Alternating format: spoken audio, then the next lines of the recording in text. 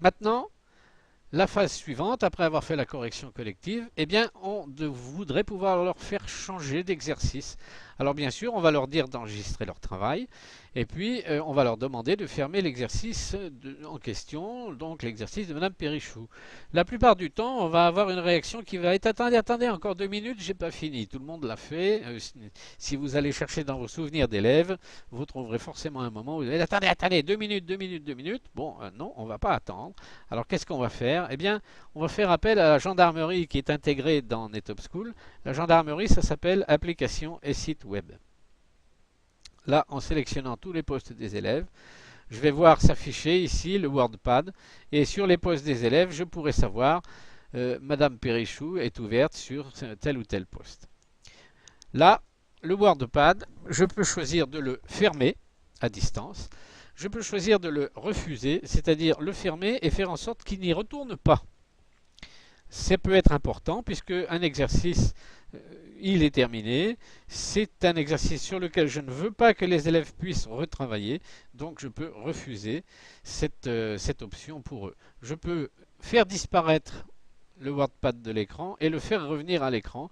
Donc ça serait plutôt en l'occurrence utilisé dans un cas où j'ai le corrigé qui est déjà tout prêt et que je vais clac faire surgir à l'écran quand je l'aurai décidé. Pendant que j'y suis, je peux obtenir l'historique complet de ce qui s'est passé sur chaque machine et je peux mettre à jour mon système. Donc nous allons fermer le WordPad tout simplement. Ils auront le droit d'y retourner si il y a un autre exercice à faire dans le WordPad par exemple. Donc je clique sur fermer.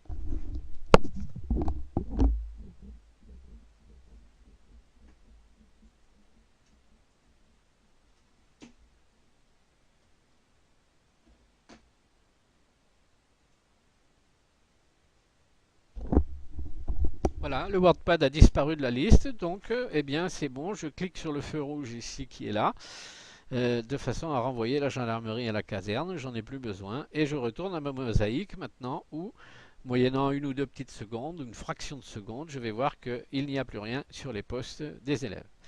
Donc on va pouvoir les faire changer d'activité. Alors par exemple, nous allons aller sur un site internet qui s'appelle, avec un nom très curieux, takabossé.net. C'est un nom un peu spécial, mais bon, voilà, j'avais un petit chargement en route, m'en excuse, voilà. Donc Takabossé, c'est un tas d'exercices, mais alors quand je dis un tas, le mot est faible, une quantité impressionnante d'exercices à l'écran qui concernent des domaines divers et variés. Alors par exemple, ici, je vais choisir de faire travailler mes élèves sur l'apprentissage de l'heure. Bon, donc j'ouvre la page internet, je copie l'adresse et je vais prendre sur le groupe de Madame Perrichou, je vais les faire travailler sur cet exercice de lecture de l'heure, par exemple. Donc exécuter le programme.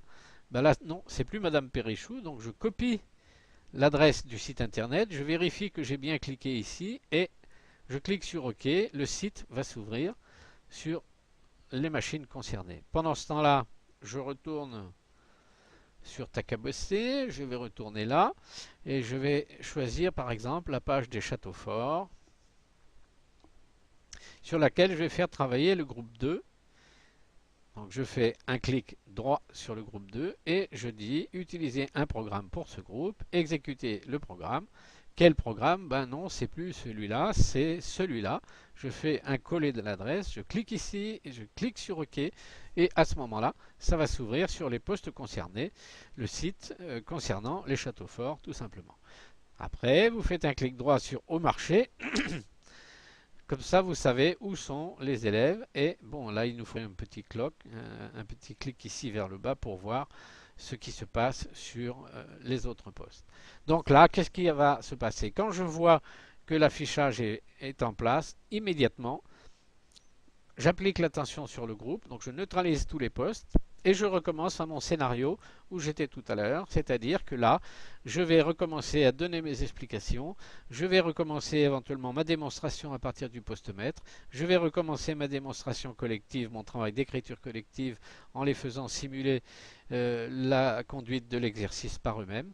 Et quand j'estime qu'ils sont prêts à travailler, je rappuie à nouveau sur le bouton stop pour leur rendre la main Et je recommence après, je ferai un clic droit, observer le poste, parler avec l'élève, prendre le contrôle s'il y a besoin pour vérifier et ainsi de suite. Donc on utilise la gendarmerie pour forcer les postes élèves à changer d'application. J'entends d'ici une question que vous auriez posée. Est-ce que le travail des élèves est conservé? Oui. Quand l'élève n'a pas modifié le document, le logiciel WordPad ou n'importe quel logiciel d'ailleurs va lui demander d'enregistrer son travail s'il n'y a pas pensé. Donc à partir de là, effectivement, on peut être rassuré. Le travail de l'élève ne sera pas perdu, sauf s'il choisit de cliquer sur non ou sur annuler. Mais là, l'élève porte la responsabilité de son travail.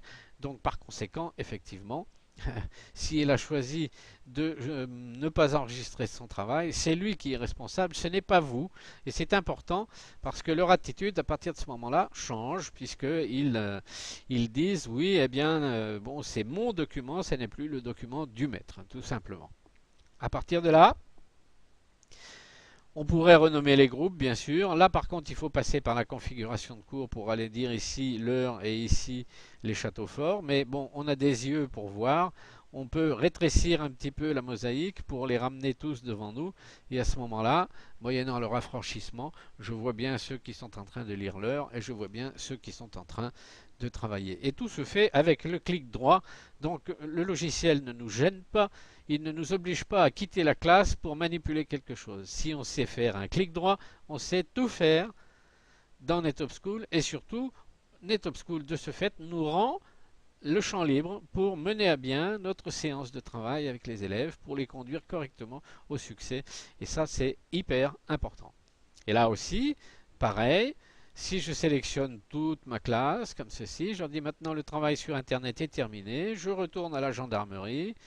Je sélectionne tous mes postes élèves, je clique sur le bouton bleu comme gendarmerie.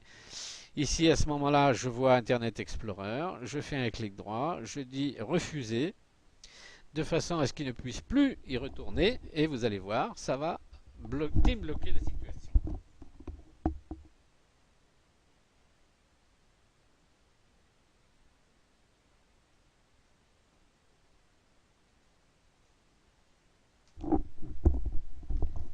Voilà, Internet Explorer, c'est terminé. Je renvoie la gendarmerie dans sa caserne. Je retourne à ma mosaïque. Vous allez voir que tous les postes sont à nouveau comme ils étaient tout à l'heure. Alors maintenant, qu'est-ce qu'il nous reste à faire? Clôturer la séance, c'est-à-dire d'abord ramasser les copies des élèves. Donc je vais fermer mon Internet parce que j'en ai plus besoin.